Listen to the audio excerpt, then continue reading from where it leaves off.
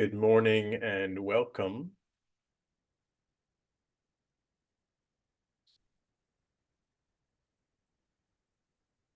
Just give it another 30 seconds or so.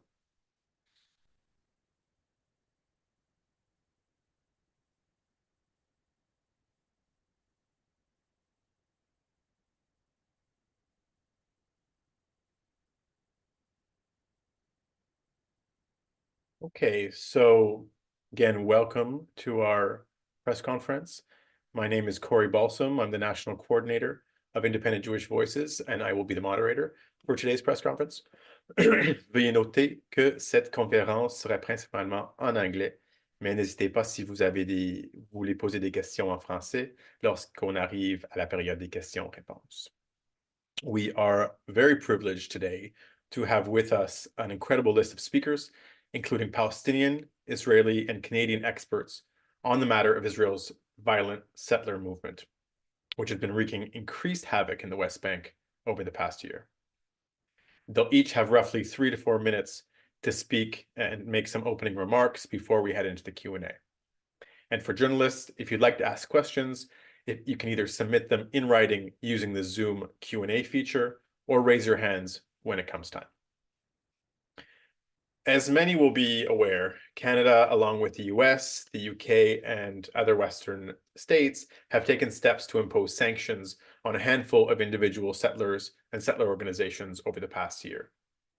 While this is a step in the right direction, these sanctions have focused almost exclusively on low-level actors, with perhaps one exception, failing to address the systemic issues at play.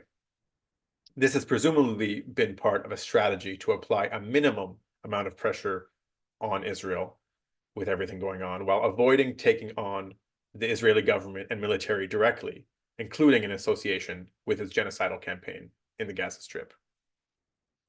To be clear, our position, Independent Jewish Voices and Just Peace Advocates, is that Canada must immediately impose sanctions against the Israeli government and military at the highest levels for crimes against humanity of various kinds, including genocide, apartheid, extermination, and persecution, as well as war crimes associated with its occupation and settlement enterprise. That being said, given that Canada has expressly committed itself to combating settler violence against Palestinian civilians, to combating forced displacement and the expansion of settlements in the OPT, I'm taking from Canadian statements, we have sought to help them in that effort. So this morning we published a report entitled Beyond Symbolic Measures, Expanding Canada's Sanctions on Israel's Settler Violence, in collaboration with Just Peace Advocates and Miles Howe of Brock University, which you can find on the IJV and the JPA websites. The report outlines 8 specific recommendations for Canadian sanctions, which we believe are crucial to achieving Canada's stated objectives. My colleague at IJV, Emily Albert, will present those targets shortly, but in the meantime, we'll hear from Sami Hrainee, who is a field worker for Palestinian human rights organization Al-Haq in one of the most hard-hit areas of the West Bank, the Hebron Hills, and specifically in Masafariyata, which has been a lot in the news over the past few years. We'll also hear from Ram Rahat, an Israeli-Canadian researcher and the financial director of Israeli organization Kerem Navot, which closely monitors the settlement movement. And we'll hear from Michael Lynk, associate professor at Western University and the former UN Special Rapporteur for the human rights situation in the Palestinian territories occupied since 1967. So without further ado, I'll go to Sami.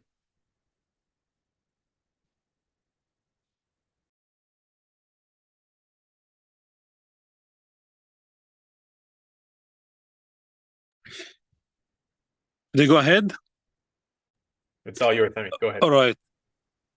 Hi, everyone. I'm very glad to be here today to speak about the settler organization. And yes, again, very briefly, I'm Sami Hrainee. I'm the field researcher of Al-Haq organization, Palestinian human rights organization in the South Hebron Hills in Masafariyata. I am from a little village of Twani. Also, before my work, I was an activist and still an activist in my area in the popular committees. During these years and my life in Masafir Yatta, I have been going through so many different experiences, especially the arrest experience.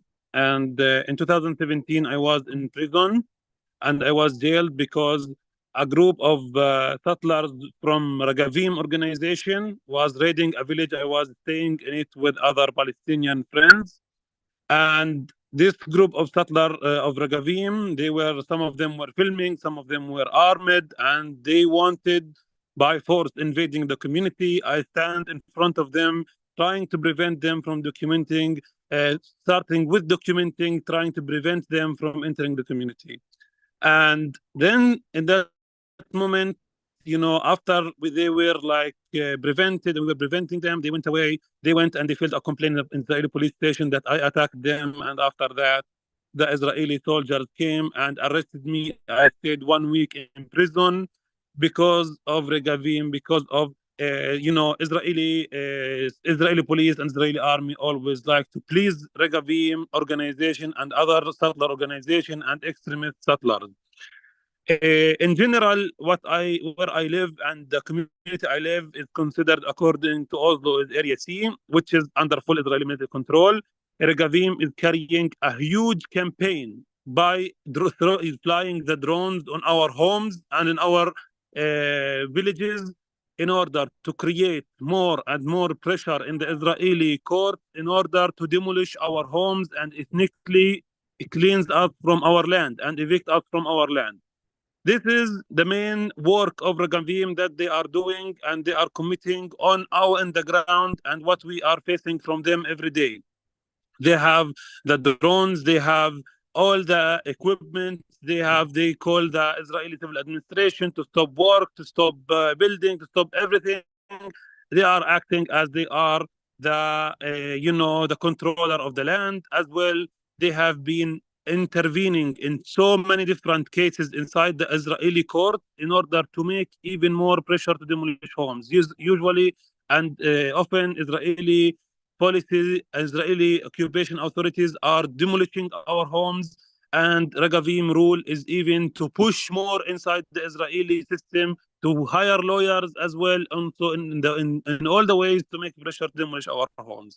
We are here today to tell the Canadian people, all the people around the world, wake up to where you are sending your donation, especially to organizations like settler organization that they claim charity and they claim they are doing good work. This organization are committing ethnic cleansing crime. They are part of the apartheid that we are living, that we are going through.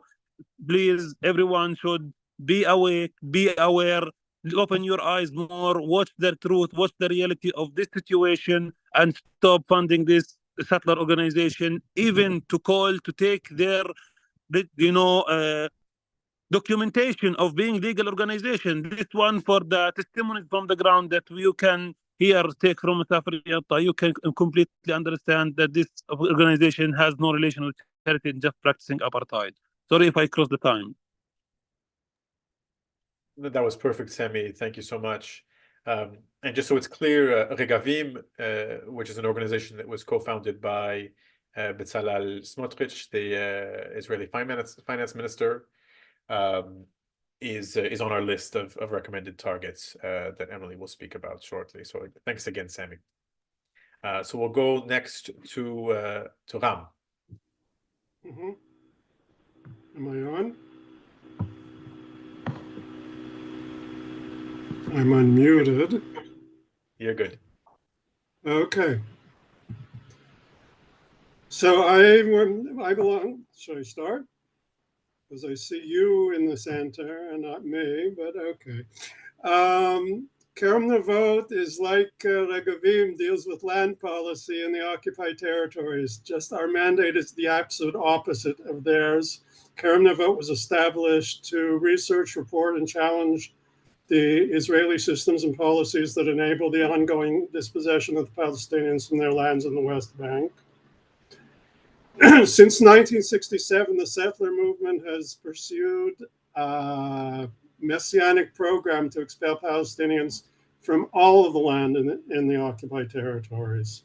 because they believe that the land of Israel is exclusively belongs to the Jewish people, and it's forbidden for non-Jews to own land in the land of Israel. They pursue this goal by any means possible, both with government support and occasionally in opposition to it. But over the years, they've attained key positions in bodies that are responsible for the creation of the Israeli apartheid state in their occupied Palestinian territories. Over the past couple of decades, the flagship project that has been adopted by the settler movement to achieve its goal has been the creation of unauthorized herding outposts, which I'm sure Sami is very well familiar with. According to the head of the sanctioned organization Amanah, this is the most effective method for taking over Palestinian land. All you have to do is take one young family of fanatic and violent settlers, add a herd of sheep and a group of marginalized teenagers, and through a campaign of terror, you can take over thousands of acres of Palestinian land and completely empty out small villages. Governments such as Canada have rightly decided to declare sanctions against some of these outposts, which are violent nests of Jewish supremacist terror. However, it is important to note that these are mostly young people who lack resources and serve as foot soldiers for the leaders of the organized settler movement. The outposts have land allocated to them by the settlement division of the World Zionist Organization, which acts under the auspices of the Israeli Military Ministry of Settlements, presently headed by Orit Struk. The settlement division also helps with planning and infrastructure for the outposts. It's really important for me to stress that the land is coming from the settlement division. It's much more significant even than the question of financing. They receive grants and professional support from the settlers' regional councils, which are also on this, should be on your sanctions list, as well as the Israeli government ministries such as the Ministry of Agriculture. They receive additional activists and military equipment from Hashomer Yosh, Judea and Samaria, a violent militia that masquerades as a charity. Yesterday, the UK declared sanctions against Hashomer Yosh and Amanah, by the way.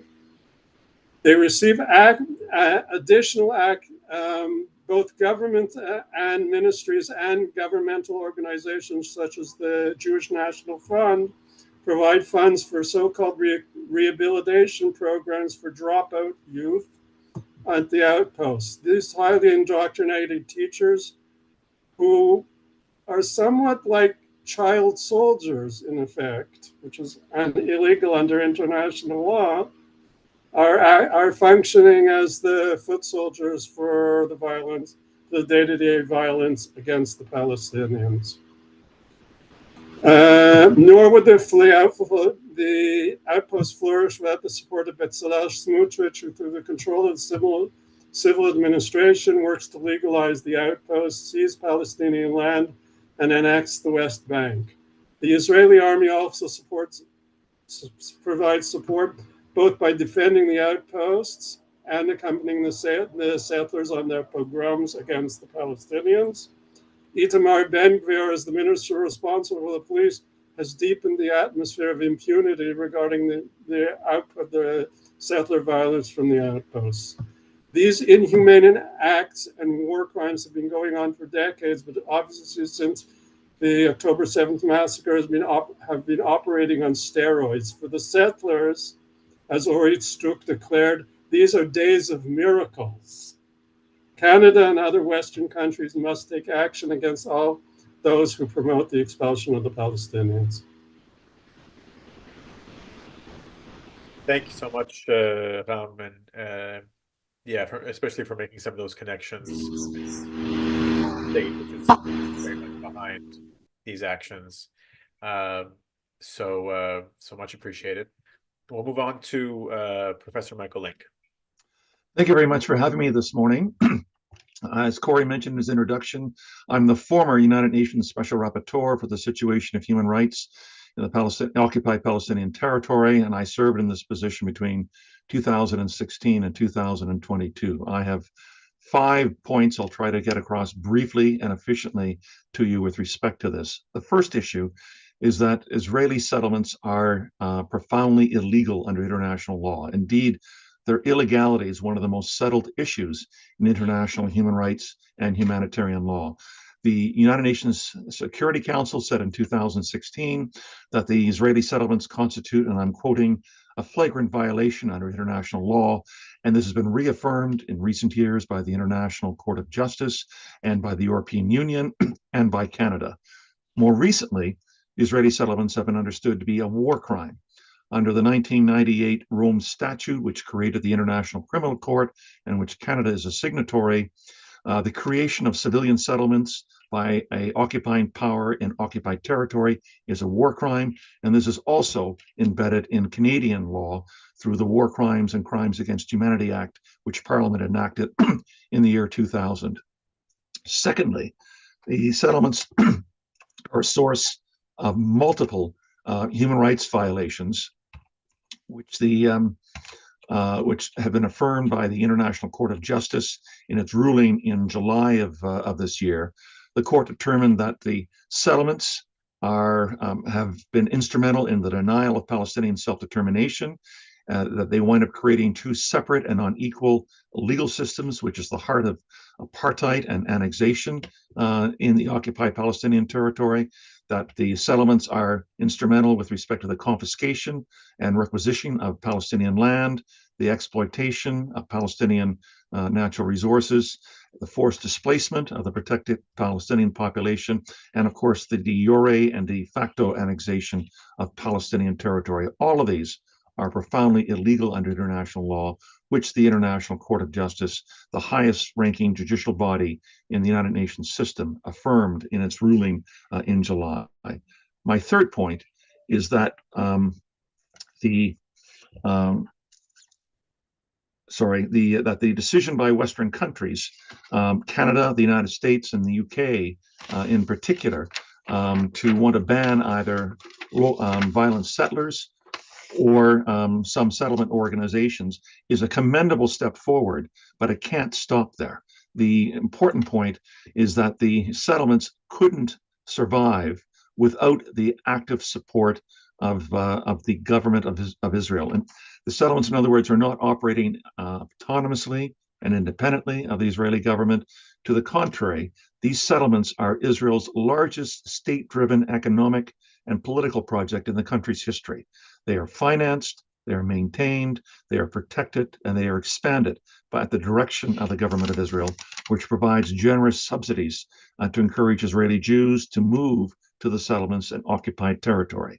The entire map of the West Bank and East Jerusalem, indeed, has been meticulously planned by the Israeli government, and every single road, every single winery, every single new unit created in the settlements is at the behest of and the financing of the Israeli government. So when we think of ways in which to bring Israel into compliance with international law, to show our disapproval of its frequent and serial defiance of UN resolutions and international law, it's not simply aiming at Israeli settlers or Israeli settlement organizations that the targets of Western countries ought to be.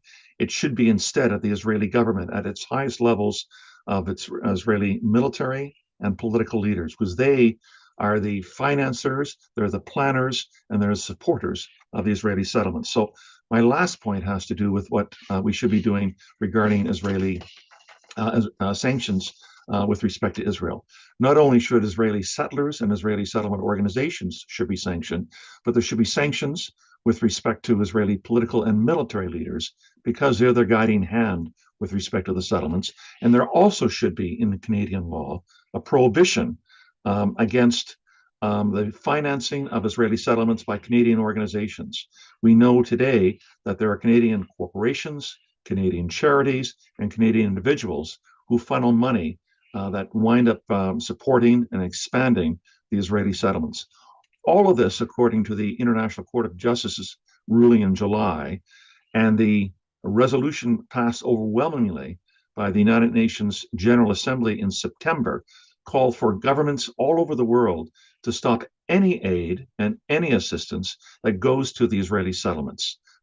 Canada, in complying with these directions from the court and from the General Assembly, would be at a minimum required to bring in these prohibitions against the funding of Israeli settlements, as well as to bring in sanctions against anybody involved with respect to the protection and the expansion of Israeli settlements. Thank you very much.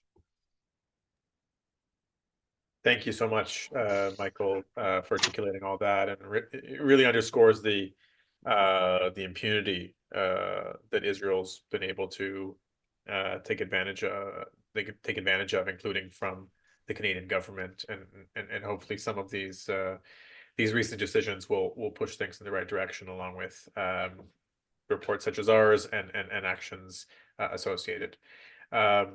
So thank you, Michael. We'll move on now to Emily, who will go through the targets and share a bit of her experience. Hi, I'm Emily. I'm an IJV staff member. Earlier this year, I had the privilege of spending time in the West Bank in Masafir Yatta, where I both witnessed and heard firsthand accounts of the harrowing violence Palestinians are subjected to by the illegal settlement movement. This extends not only to their livelihoods, but also to their bodily safety and their ability to continue living in their homes and villages at all. Armed settler gangs operate with impunity throughout occupied Palestinian territories, supported by the Israeli military and police. And this violence has resulted in injury and death, the expulsion of numerous Palestinian communities, increasing land theft, and the establishment of new illegal settlements, all in clear violation, as Michael has laid out, of international law. So far, Canadian sanctions have primarily focused on low-level targets involving vigilante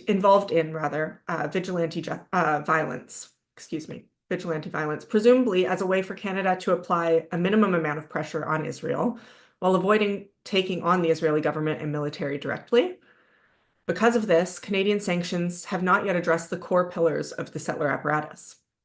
In order to effect genuine change, we need to expand sanctions to target the backbone operational structures that sustain the settler movement.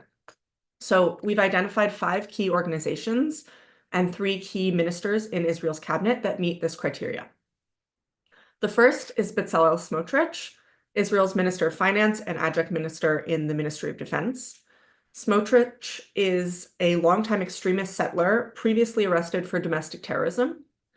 In 2017, he published a plan advocating for the total annexation of the occupied Palestinian territories, and he achieved part of this plan at the end of May 2024, when most of the civilian powers of the civil administration were transferred from the army to him as adjunct minister in the Ministry of Defense, which entails a de jure annexation of Area C, 61% of the West Bank, and violates the 4th Geneva Convention, which Canada has agreed applies to the occupied Palestinian territories. The second individual is Itamar Ben-Gvir, who, as Israel's Minister of National Security, is responsible for the Israeli police, including border police, which is deployed against Palestinians in the occupied West Bank and East Jerusalem. Ben-Gvir has also distributed military-grade weapons to settlers and deepened the Israeli civil police's policy of non-enforcement in response to settler violence. The third Israeli cabinet minister is Orit Struk, Minister of Settlements and National Missions. Struk is responsible for the support and development of outposts on Palestinian lands, both directly and through the settlement division of the World Zionist Organization, which falls under her direction and policy. She's referred to the recent period of massive illegal settlement expansion since October 7th as nothing short of a miraculous era, akin to standing in the stoplight when it turns green. Moving on to governmental and para-governmental agencies, our 4th recommendation for immediate sanction is the Settlement Division of the World Zionist Organization. The Settlement Division is granted land in the West Bank by Israel's civil administration, allowing it to build settlement infrastructure and fund settler activity in what is effectively an informational black box. It is one of the most, if not the most significant, facilitator of settler activity in the West Bank, including the establishment of extremist outposts.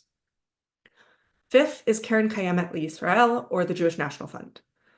Canada recently revoked the charitable status of JNF's Canadian arm, in part on account of campaigning by IJV and others, but this does not address its parent organization. KKL invests in illegal settlements, uses real estate purchases to evict Palestinians from their homes, and uses partnerships, as was outlined earlier, to fund violent settler activity. Our sixth recommendation for sanctions is the Israeli regional and local councils. And these are governing bodies for municipalities in occupied Palestinian territory, such as Mate Binyamin, Shomron, Gush Etzion. These councils use their power and status to act as bases of support and guiding hands for violent settler activity, including by providing them with weapons. Finally, we recommend sanctioning 2 settler charities as key organizations in Israeli settlement infrastructure. The first is the one Sami spoke of earlier, Regavim, co-founded by settler finance minister Bezalel Smotrich. Regavim is an Israeli NGO that promotes the settler movement and attempts to expand settler rights. It engages in legal, regulatory, and public relations campaigns to support Israeli demolitions of Palestinian and Bedouin homes, roads, and villages. The 8th and final target is Hashomer Judea and Samaria, or Hashomer Yosh, founded in 2013 to support Israeli settlements. This NGO operates violent militias and recruits teenagers to work in and patrol illegal settlements. It was already sanctioned by the United States in August 2024 for its activities and by the UK just yesterday. As a Canadian Jew who has seen these flagrant violations of international law and human decency firsthand, I reiterate that Canadian sanctions have yet to tackle the core infrastructure of the settler system. And if we are serious about curbing illegal settlement activity and violence, Canada needs to broaden its sanctions to focus on the financial, governmental, and operational foundations that underpin the settler movement. We don't need symbolic measures, we need impact. Well said. Thank you, Emily, and thanks to all our speakers today for those remarks. I'll now open it up to questions from the journalists in attendance. So you can raise your hand if you'd like, or use the Q&A feature in Zoom.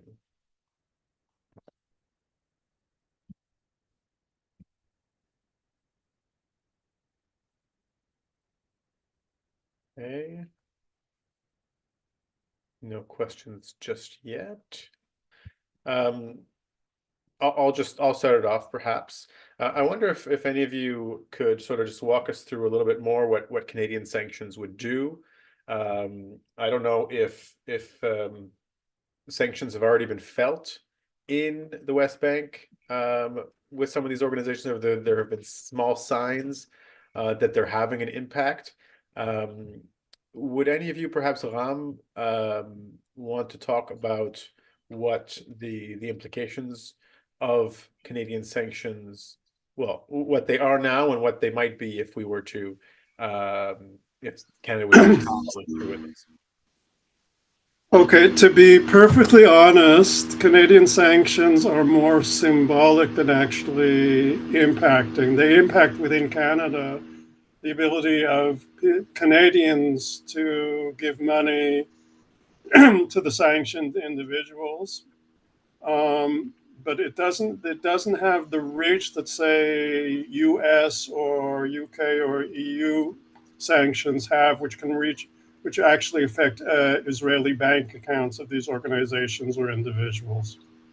But sometimes those symbolic actions are also the first step towards other countries adopting those sanctions against those same organizations. So it might have a symbolic value as well as in terms of dealing with the Canadian political system. Thank you, Ram. Does anyone else want to weigh in on that? If I can just add, to be a little more precise with respect to what the International Court of Justice ruled in July, and which was adopted by the UN General Assembly in September by an overwhelming vote of, I think it was 124 in favor and 14 votes against.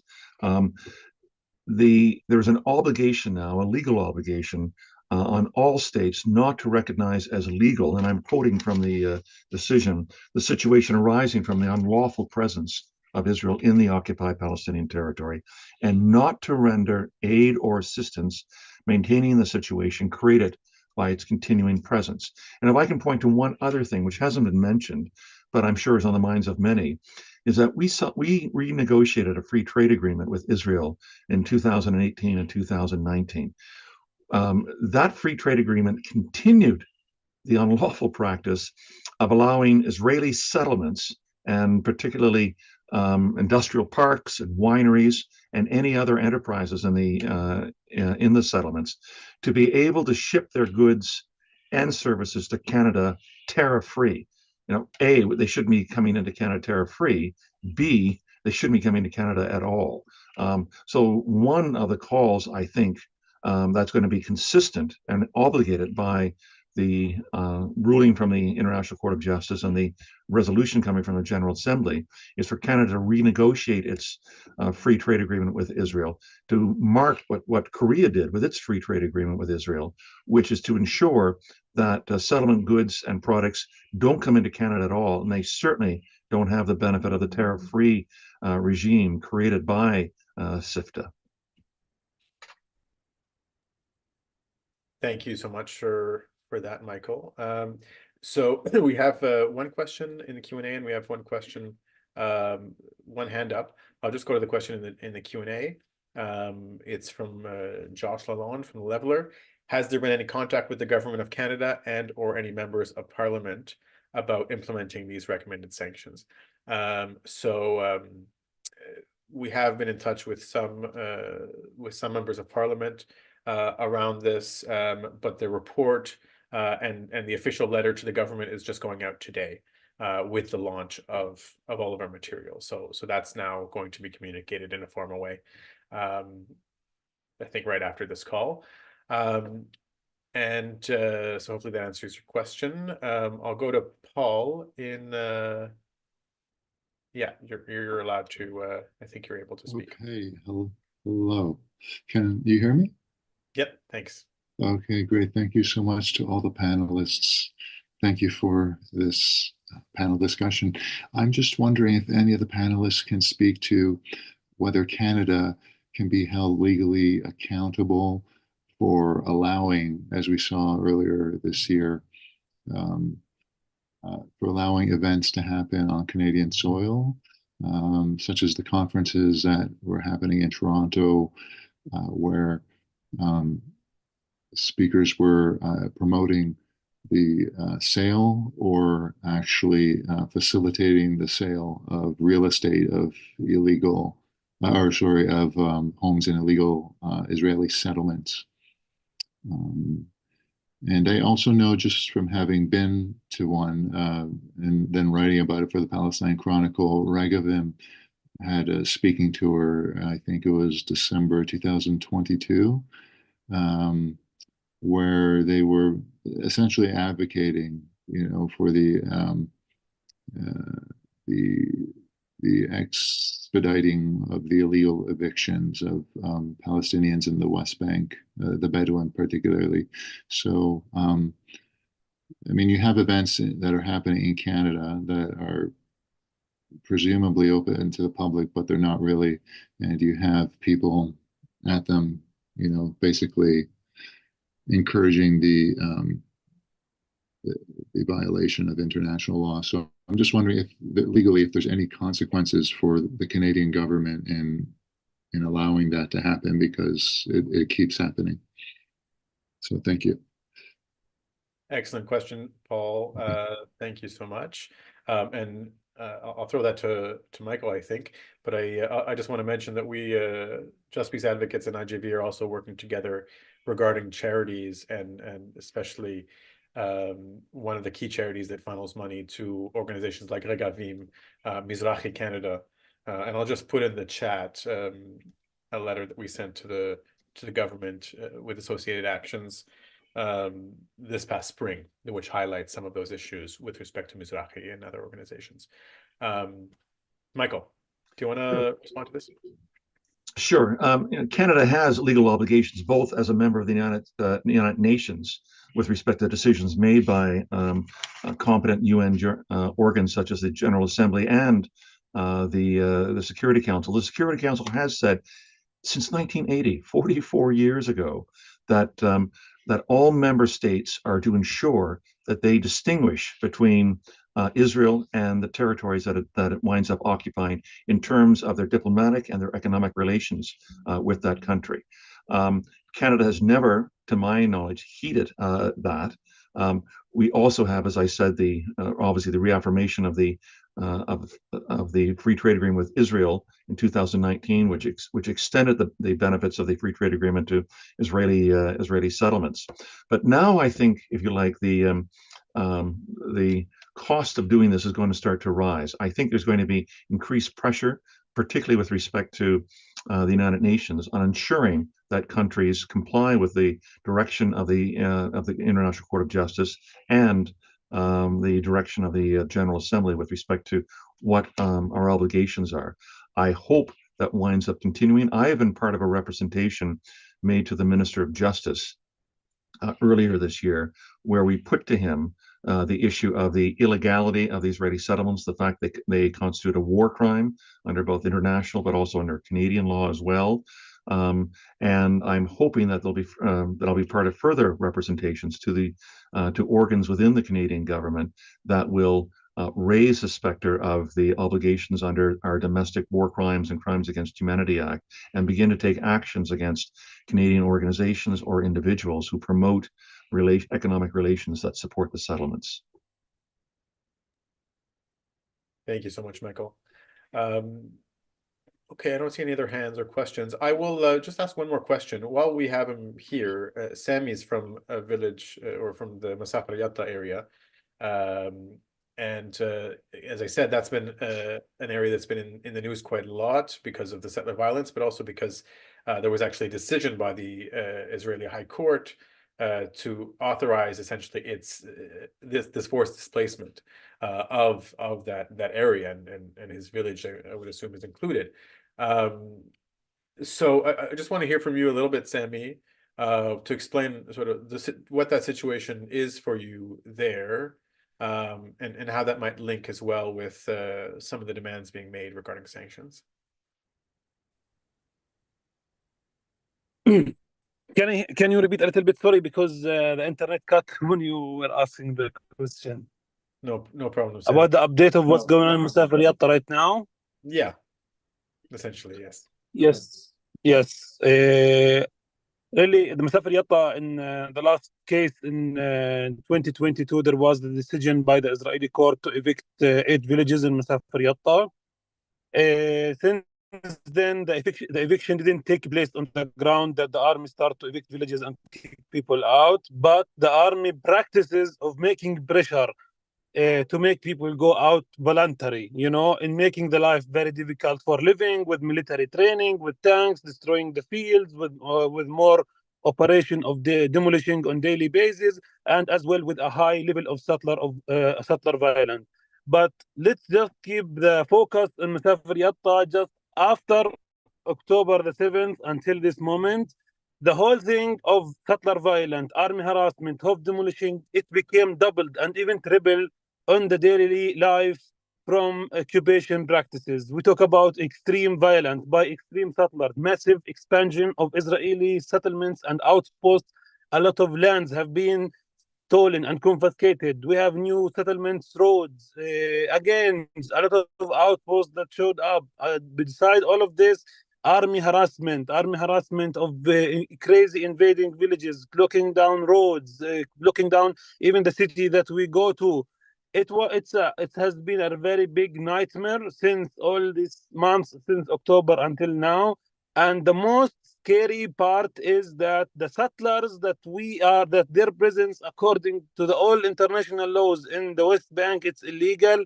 These settlers have been dressing the Israeli army uniform, and they started to attack us and arrest us. I have been arrested by a settler car. He took me in his car and he tied me. He blindfolded me. It was a full terrorism. This is just like in the 31st of August, and not so far ago. and it's going on in the same way. Everything is going on in daily basis in a more horror. We have been settlers with military uniform invading villages, threatening, beating people and threatening them to leave in 24 hours. Otherwise, if they don't leave, they will come back and they will kill them. This is like we tell you about testimonies, like testimonies from people who lived this, a very terrifying moments. And these programs are, still going on. The threat of eviction is still going on against our people in Masafir Yatta. And actually, we have been, we have some communities have, left in the South Hebron Hills in general, but also like to take in consideration the Jordan Valley and other places that they also have been. We talk in Jordan Valley, more than 25 communities also they have been evicted and erased by all of this, by settler violence, by all these settlers and extremist settlers. The situation is not easy situation. We face real terrorism now, even more than any time ever. But I tell you something, our Sumud is very strong. We still exist and remain in the land for the last breath. We are, we say that few communities have left, but doesn't mean that it's the end. People are hoping to come back as soon as possible. People are fighting every day to remain in the land and to stay in the land. What we lived and we are living not easy, but we are still holding on, holding the breath to defend the land and protect the land. But also this need all the support from around the world. We refuse to die in silence. We will keep fighting for our land and for our rights. And this is also need to be supported by everyone abroad. You're silent, and everyone who remains silent is participating in the crime of ethnic cleansing and killing of Palestinians, even in West Bank or in Gaza or everywhere. Genocide is going in Gaza. It's time. Also, it's time. It's enough. All the genocide and killing of thousands and dozens of thousands of Palestinians should wake up everyone around the road to stand for Palestine, to stand for the Palestinian people. And we hope this will happen soon and before it's too late. Thank you so much, Sami, for sharing all that. You're unbelievably courageous to be standing up and speaking out about these issues. And you mentioned Sumud, which, for those who don't know, translates in English as steadfastness, to stay on the land and continue to resist and oppose what Israel is doing.